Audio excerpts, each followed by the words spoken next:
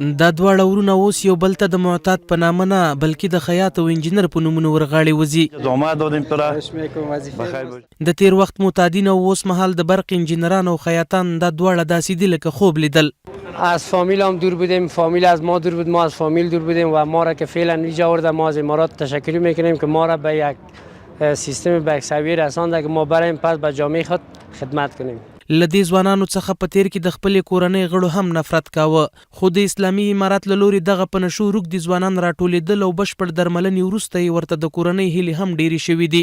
د کار او ټولنیزو چارو وزارت اړوند امید د فني او حرفوي زده کړو مرکز تازه 1500 تنه په 15 بېلابېلو حرفوي برخو لکه خیاطي، برق انجینري، بوټ او بیګ جوړونه او د کورنیو برقي وسایلو له حرفو څخه د یو لړ مراسمو په ترڅ کې فارغ او ټولنې ته یې د خدمت په موخه وړاندې کړل.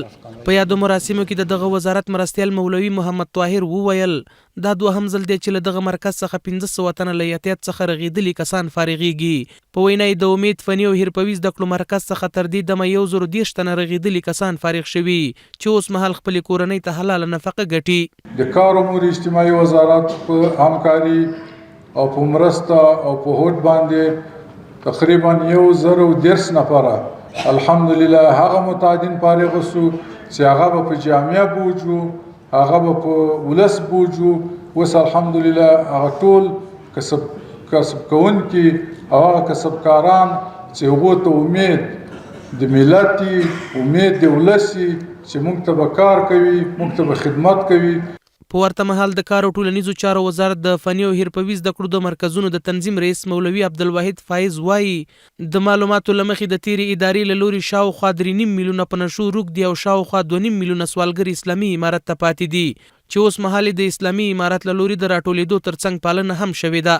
تخمینا کسا به گزارش یا به سروی متعددی که شده تخمینا از 3.5 بالا یا 3.5 میلیون یا 3.5 میلیون بالا یا پایان اداره قبلی در افغانستان به امارت اسلامی معتادین به جا گذاشته بود و همچنین قرار سروی که شده زیاده از 2 میلیون یا 1.5 میلیون یا کم یا زیاد گدایگر و سوالگر به امارت اسلامی به جای گذاشته.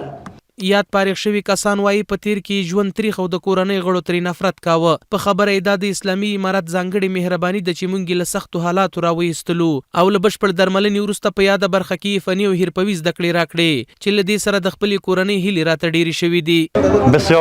بسیار زیاد خوش هستم که از اول تا آخر خیلی فرق کردیم. خدا خیر بده امارات اسلامی را با در ضمنش کمی امور اجتماعی را وزارت امور اجتماعی را که به این کمک به ما کرد که تا ما مسلکی فارغ شدیم. شکر د بیرته جوړ شوي خپل فامیلو ته خپل ټولنې ته خدمت کوو. مونږ بیرته خپل هماغه د لاسه ورکړی ژوند هم بیرته ترلاسه کړی ده.